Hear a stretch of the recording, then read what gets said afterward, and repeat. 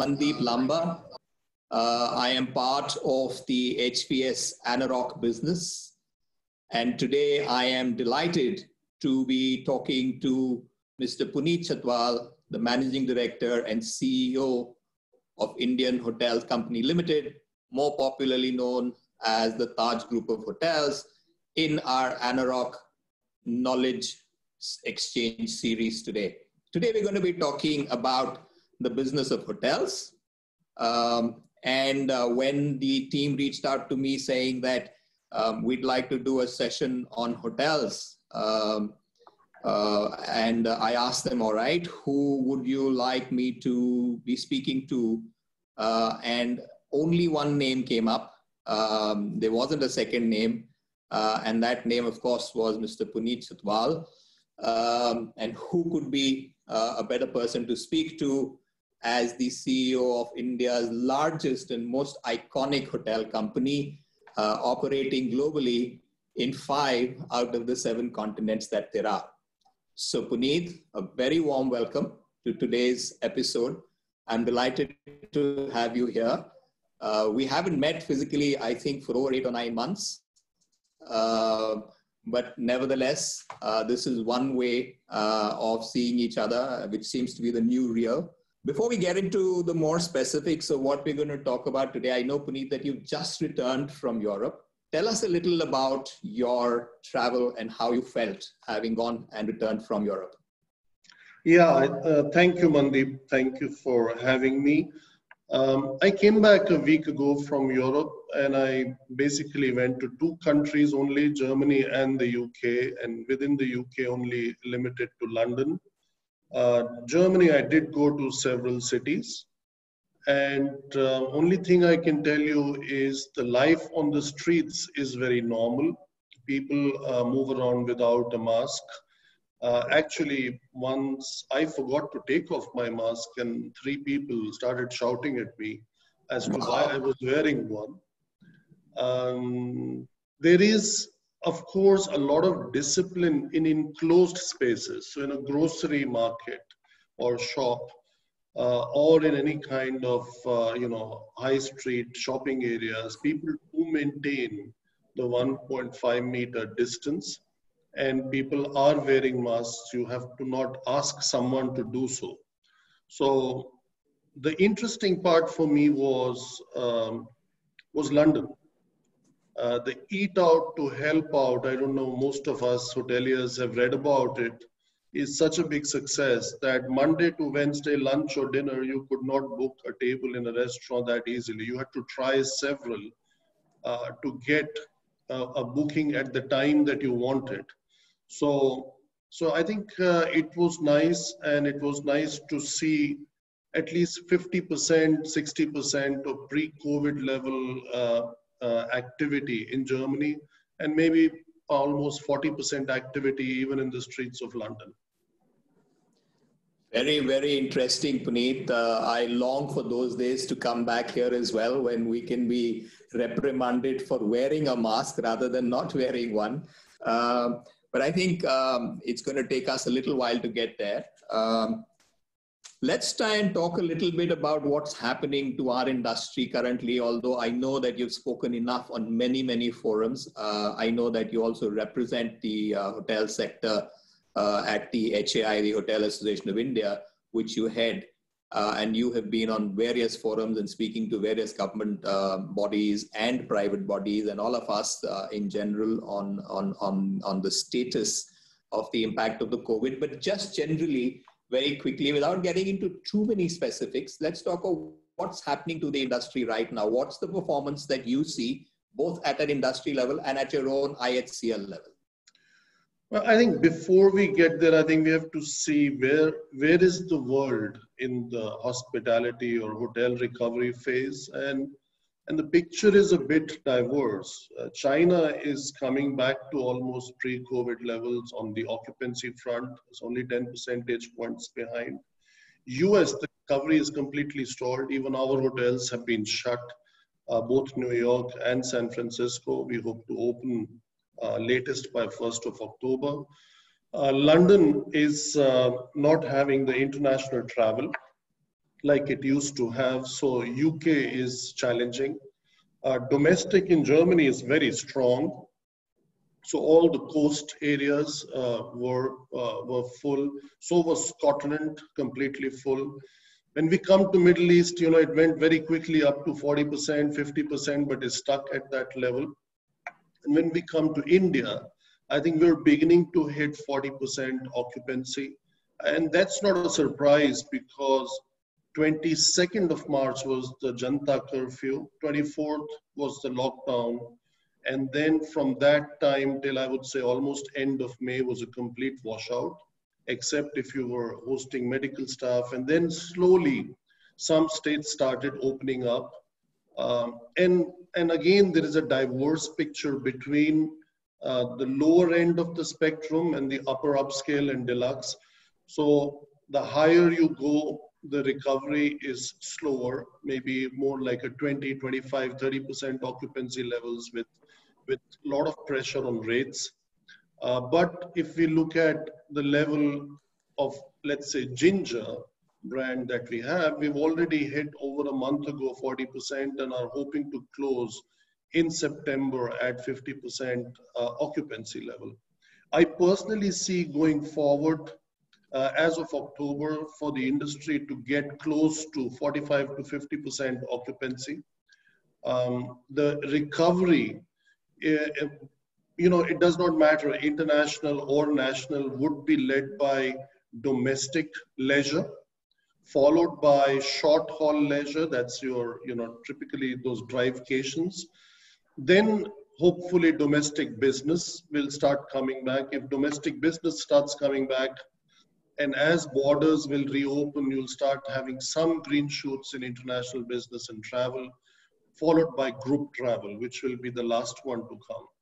And we should not forget we are coming from an average throughout the world where 80% of all the rooms available had to shut down and operated at 20% occupancy. Now we can safely say that 60 to 80% of the inventory is open. It's back open. Right. Open, albeit at a very low level. As far as our group and our brands are concerned, I think we've launched a series of initiatives, and the recent changes done by the Ministry of Home Affairs of not having borders and e-passes and COVID test being a prerequisite are beginning to help. There is a lot of pent-up demand, and we do hope through our initiatives like the 4Ds, you use driving as one of the things. You dream, you drive, you discover and delight. The staycations, the bizcations, our wellness retreats, I think will help us get to a 50% occupancy level, hopefully in a very, very short time, unless there are new phases of lockdown that none of us knows today. So I'm being cautiously optimistic. We are 6 weeks behind our guidance. We would have preferred that the lockdown had ended faster for the sake of our industry. And we still don't have restaurants open in the most important state of Maharashtra and in the hotels. So I think once these things start opening up, we have to just learn to live and have more discipline. Nobody wants to risk the lives of our customers, our associates, as a responsible company. But I think we have to take precautions, have more discipline, and get on with the business. Lockdown is not an answer. Absolutely, I couldn't agree more. And help me understand, Puneet, when you say that you could possibly be touching around the 50% occupancy mark in the last quarter of this year, is that a YTD, a year-to-date figure? Or are you talking about a specific for that period? I am talking about the outlook, and with the way we are picking up business. Right. We do a lot of modeling, then it seems that based on a forecasting model and a law of probabilities, it cannot be ruled out that the industry might see 50% occupancy in Q3 of this year, the October quarter now, of Indian financial year or the calendar year, the Q4. That's actually great news, Puneet. I think if the industry can reach close to the 50% mark, then that will ensure a reasonable survival for a very large population of our hotels. And that's encouraging. I'm sure a lot of people listening to you will be happy to hear that. Of course, like you said, you're cautiously optimistic, and there are many factors which are beyond everybody else's control. You're only looking at whatever you're seeing as a trend that is emerging right now. You mentioned about Ginger and the mid-scale sort of leading the recovery going forward, and part of it being domestic leisure as well. Which brings me to an interesting extension that you developed some time ago, which is your amã brand. And are you seeing some traction in that area as well? Do you think that's going to be a sort of a relatively new segment, which is sort of like a homestay, but supported and endorsed by a large brand like yours? So very, very interesting that you asked that. We have almost, let's say 20 of those homestays in operation. When we started, we were hit a bit by the flooding in south of India, so that derailed a bit of our development plans. And then when we were up and running, then came COVID. So if I had today in our portfolio, if we were blessed to have had 200 or 2,000 amãs, I can tell you they would be all operating at 80% occupancy. So just opened one in Mud Island in Mumbai. It's sold out for the next 6 weeks. Our 3 amãs under operation in Goa are sold out. The ones in Chikmagalur and the Kurk area, they're all performing very well. We don't talk of the occupancy levels of 20, 30, 40%. They're talking more like whether they are even available. So the only challenge is all these homestays are 4 to 5 bedrooms only. So that doesn't help us in the average occupancy through the group. Sure. Brand per se, yes. For sure, amã is where people feel safe. They can take over the whole bungalow. They can drive to that place. People in Bangalore going to Kurg or to Chikmagalur, or the Mumbaikers going to Mud Island, or will be very soon opening in Lonavala. So I think that is very easy. That's the safest travel. As far as perception of the people is concerned, I think hotels are also very safe. But this gives them the privacy. And so what we are trying to do is also on the amã platform, some of our properties which are like urban resorts, for example, the Taj West End, we are trying to even promote those as a kind of an extended and homestay, or the Taj Holiday Village in Goa, because you have all that space and the design and architecture of the property guarantees social distancing. So I think that's a very interesting one, and none of us would have thought this could be a situation where we are struggling with occupancy in Mumbai or key destinations, and we are saying, well, Chikmagalur is sold out. I mean, this is a bit strange times that we are in.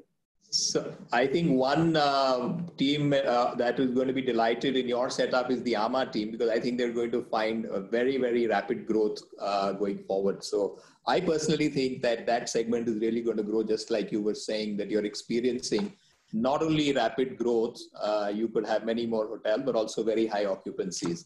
And also, I would add to that, it's not just leisure. A lot of people companies have taken the full bungalows for board meetings or team meetings. So it's working for both business as well. Fabulous. Let's move on, Puneet. We've all spent a lot of time on talking about the devastation that this pandemic has caused, and it's been sort of unprecedented and unparalleled in the history of the world, actually, for at least over 100 years. But let's talk maybe about what can we take away as some of the positives that might emerge in the post sort of COVID era. And one of the things that comes to mind is that push to the wall, forced under the circumstances of COVID, where our hotels were rapidly shutting down or operating on very, very low inventories. And because of the cost measures we had to take, a lot of the industry had to reduce their manpower and just to mitigate, the survival of costs during this period. And we've sort of learned to do more with less. Traditionally, I think in the Indian context, we had more room to manpower ratios, purely because manpower was relatively lower costing than our global peers. And we had this whole element of personalized service, etc. Over the last maybe 10, 15, 20 years, we've managed to reduce that a bit, but we were still on perhaps the higher side. Do you think in the post-COVID era, the sort of reduction in manpower that has happened and the realization that we can probably work with fewer people, do you see manpower levels ever returning back to the pre-COVID levels? I think it's very interesting you say that, but I would not restrict it to manpower. I think the industry has generally done a great job. When I talk to all my colleagues heading other brands and other companies, every cost has been checked, and every cost, whether fixed or variable, was tried to be controlled. And we tried to do something similar. And I think COVID, as bad and as devastating as it is, has given the industry an opportunity to reset its cost base. And reset is a part of our strategy for this year, because we were on the journey of Aspiration 2022. And we said, now it's not the time for aspiration, it's the time to press the reset button. And the S in that reset stands for spend optimization, not just for today and not just for now, as an opportunity in how we can adjust the cost base in this industry to expand the margins and make this a very profitable industry. It's always been a very fascinating industry.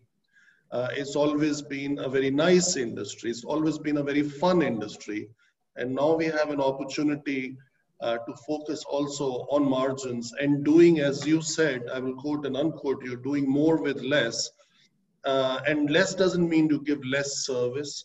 Less does not mean you are, saving on the essentials, but the time had come to see if everything that we were doing was really needed. And when the industry comes to a standstill, you have all the time in the world to look at every cost. Absolutely, Puneet. I think exactly what you said, that it's perhaps not just manpower, which is probably one of our larger costs, and therefore, we tend to often talk about it. But I think the industry has probably, rallied very well in reducing its cost structure, especially on the fixed cost bit. And I think that's going to be a great learning going forward. And I think it will only make the business more profitable and more attractive, like you were just saying.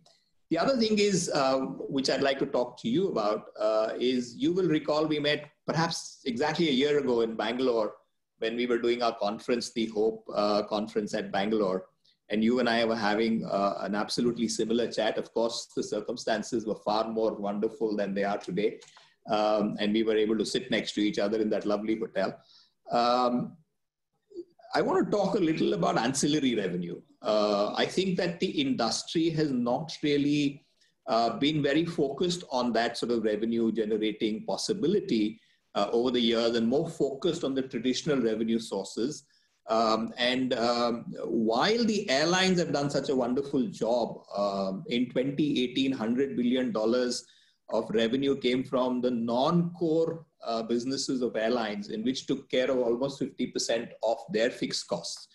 You were one of the very early leaders who took the whole ancillary business to the next level. In fact, you went to the extent of setting up a separate sort of division within your company with a dedicated CEO whose job was only to deal with ancillary revenues. You've done a lot more work now with your new Qmin and the various other initiatives that you have taken. I want you to talk a little about how do you think the industry is going to react to ancillary revenue? And of course, all the stuff that you are doing on ancillary revenue, and how do you think that this is going to be a part of future potential earnings for the industry?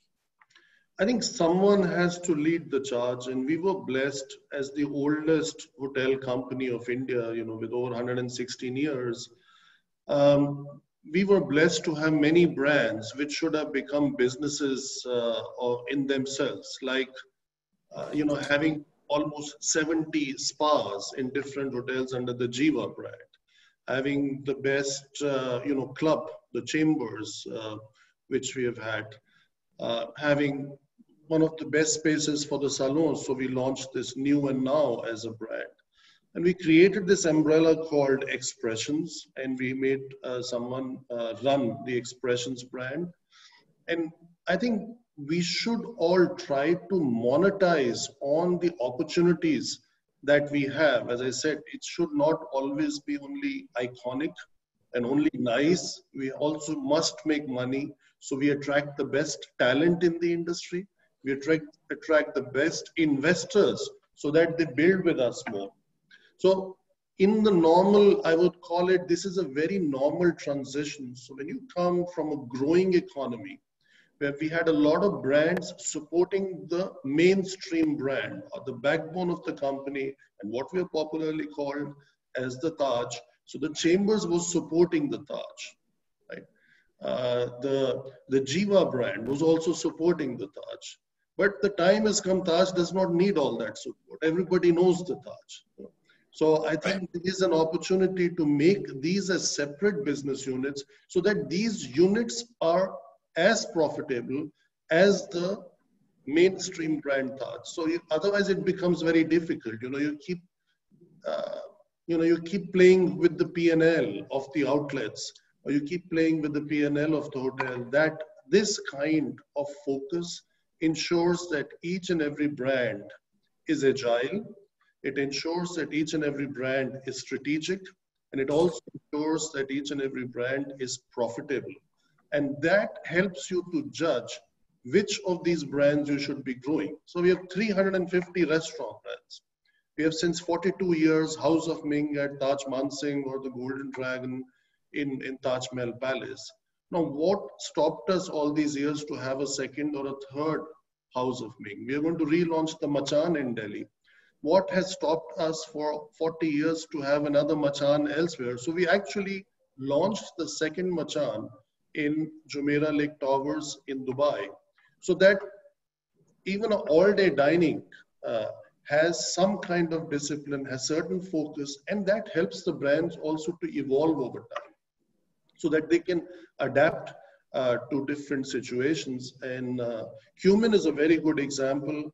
Qmin, unlike other companies who just did a takeaway or delivery service, in this during this pandemic, within the 4 to 6 weeks of, let's say, the first 4 weeks of April to another 2 weeks in May, we conceived this brand, we registered the brand, we launched it in a soft launch in June, and as we speak, in a few days, the app will go live in Delhi. We're already doing offline also in Bangalore. And then every week in one city, the app will go live, totaling 10 cities, and maybe very soon it will be in 20 cities. So it's a very good initiative and very well thought through. And what we call is the combination of being strategic and agile. We call it a stragility approach. That this is the stragility that differentiates IHCL to other people, not only in doing expressions, not only in doing ancillary brands, but also making businesses out of it. Everything will not work out, as we all know. Sure. But if a majority of it works out, then we have done a good job.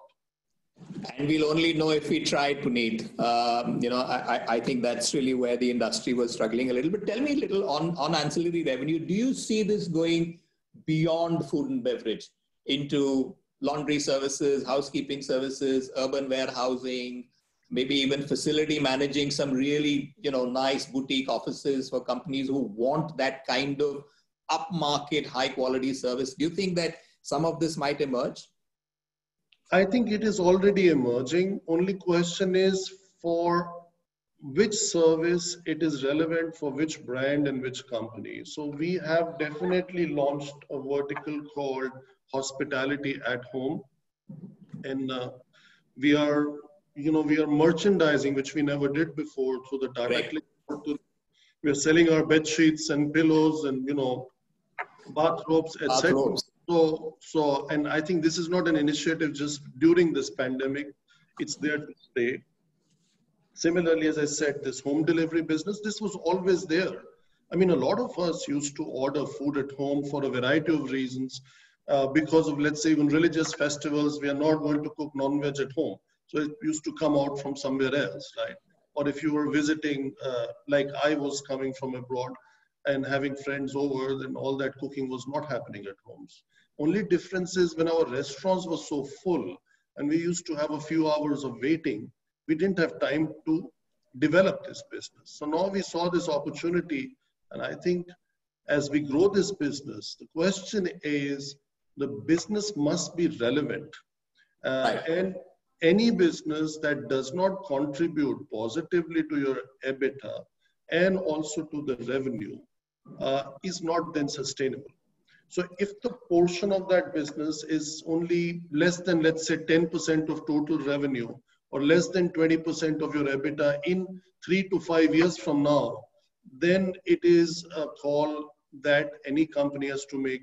Why is it doing that business? Is it for strategic reasons, or is it for profitable reasons, or is it like it's a must-do business? So I think that call each organization, each brand will have to make depending on where they see their competitive advantage and competitive positioning. Perfect. And which takes me to the penultimate section of before we close this. I have this and I have the last section. In India, Puneet, hospitality the hotel asset has really struggled in terms of its asset positioning. And it has been lagging behind other real estate assets for several years now. While we've been able to attract global investment into other asset classes, the quantum of investment and the interest in the hotel, while the interest seems to be fairly large, the investments have been sort of not in keeping with what we keep talking about, the potential of India and its tourism. And I think even if you look at the inventory that we have today of just over 300,000 rooms, is very, very small. And I think there is great room for us to grow, given the size of our economy, given the size of our country. What, with your sort of exposure, having worked globally, can the industry or should the industry be doing to attract better investment and to sort of see more robust growth and more robust performance? I think as we speak, this already had started happening in the last few years, but nothing is built in a few years or done in such a short period of time. As India transitions from growing economy to high growth to a mature economy, hotels as an asset class will start gaining more and more importance. I think we will also start getting institutional leases that will come to India, which is not as much present today. See, hotel investments have a lot of benefits. Number one, if you are renting the properties, you have only one tenant. You don't have every floor different offices, and facility management. There is one tenant who manages and runs the property and gives you a check on a monthly, quarterly, or an annual basis, whatever the contract might define. The second benefit is because he has to pay a rent based on a certain investment, then he makes sure that not too much money is being spent because he might end up paying for things that are not really needed. So that will make hotels very efficient. And this doesn't have to be rent. It could also be under management contracts, could be under franchising. Typical hotel owners will evolve, and they will not be the ones putting money in just for the sake of glory. They will look at the return. And if you can drive returns of almost 10% return on capital employed, in 10 years, your property is free. So after 10 years, you keep getting a return and you have no debt and nothing else to pay, and all your capital service has happened, putting in a very broad, very high level approach. Right? So this kind of returns are not available in other industries. There is one challenge though, that has prohibited the acceleration of this kind of development, and that has been the cost of land. The cost of land in a very highly populated country like India is sometimes in relation to the total cost of the project higher than 25%. Sometimes it even hits 50% of the total cost of the project.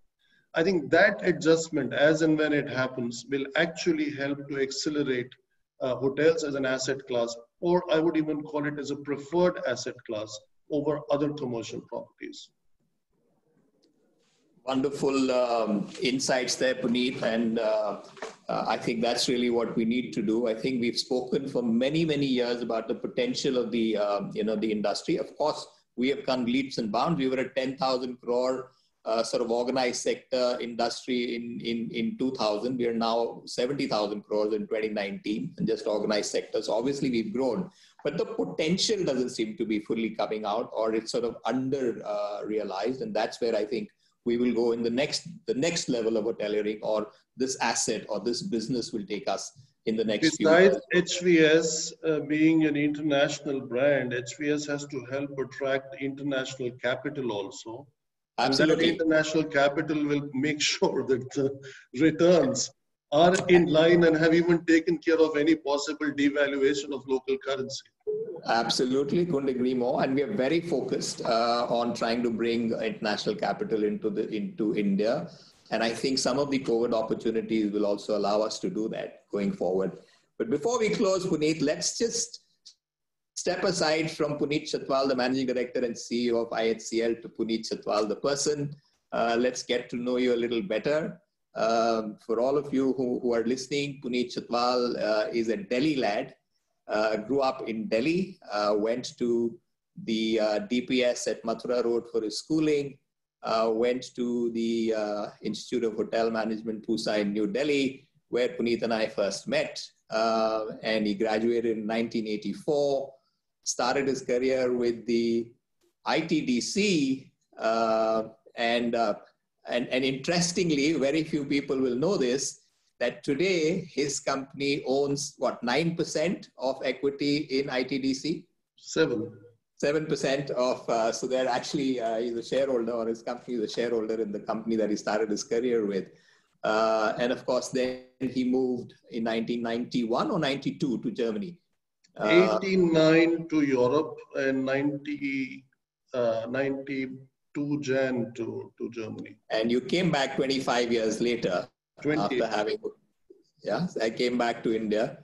And so tell me, Puneet, a little bit about, you live alone because I think your family is in Europe, and you were here, of course, largely what brought you back was your mother, who was living alone, and tragically she passed away in June of this year, which now, makes you alone.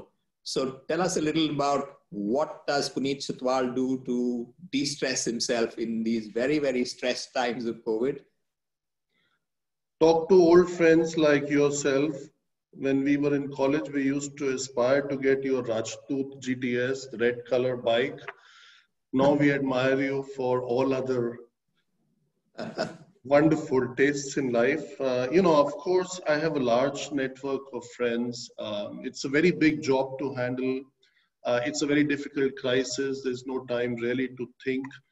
But except for the last 5 months that I've only been once to Europe, any opportunity that was available, either the family would come here or I would go there, so that we never had such a gap. The maximum gap was 5 weeks or 6 weeks. And it's been nice. It's been a nice homecoming. Nothing better than, a group like Tata's and a hotel company like ours, especially with the Taj brand, and also an opportunity to serve the community as we have done in the last 6 months, I think, or the 5 months, especially leading from the front. So it's been a wonderful journey. There's been no time available. Yes, every now and then, if possible, just get to the gym when you're not in quarantine. I'm at the moment in quarantine, so I'm only eating and sitting and doing these webinars, but this too shall pass in another week. And then I think there is lots to do, and I think reviving this industry, the work with HAI, the work with CII, and the work with the rest of the colleagues, I am always not only propagating but practicing collaboration. And I think we need to collaborate more and more and more. And I'm quite sure the industry had and is going to have for the next century a very bright future. Great, Puneet. I know you're an avid sports person. I know you were very, very, involved with the game of cricket, which you played both in school and college.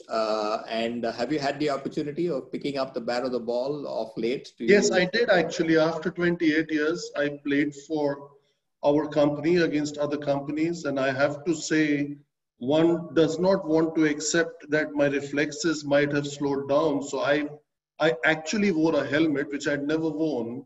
Right. Because when I was growing up, we always used to look up to Sunil Gavaskar not wearing a helmet. Not wearing a helmet, correct. Thank God I was wearing one because I tried to hook a ball and the ball actually came and hit the helmet instead of the bat. Wow. And I remember very well, my daughter was visiting from London, and it was fun. I mean, you go out, you play, and as she was born in Europe, so she doesn't know much about cricket or how to hold a bat. So it was quite, I would say, quite a fun game. And after so many years, because the countries I lived in, there was no cricket. Right, absolutely.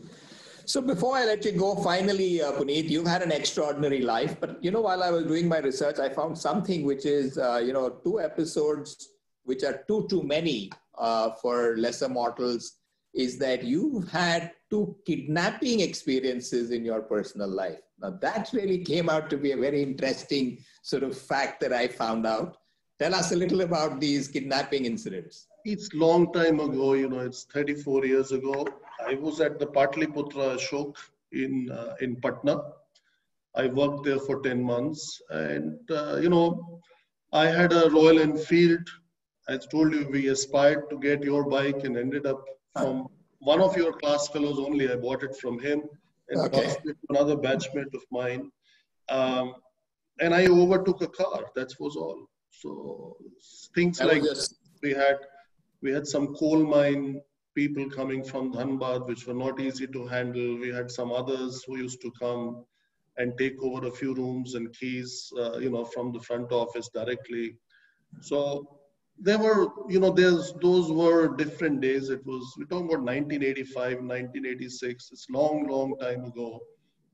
But was one of my best experiences was to work in Patna. I know it sounds odd, but I think it was, if you've done that successfully and happily, the rest can come. It's easy. So there was no real scare on that kidnapping incident? You sort of came out fairly unscathed? Well, absolutely. I was like, 21, 22. It did not matter, that. Right. In hindsight, if I had to act the same way today, it might be different, but at that time, it did not matter. Puneet Chhatwal, always a pleasure speaking to you. I hope we can do this in real time in the future. I hope that, we are soon bereft of corona. I hope we have a vaccine. I hope we have a cure. I hope the hotel sector just bounces back like all of us are expecting it to in sort of a revenge travel norm.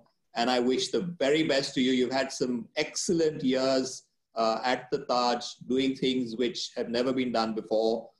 You've had some great results coming out, and I hope that this pandemic gets over sooner rather than later so that you can continue the fabulous work that you've been doing. Thank you so much, Puneet.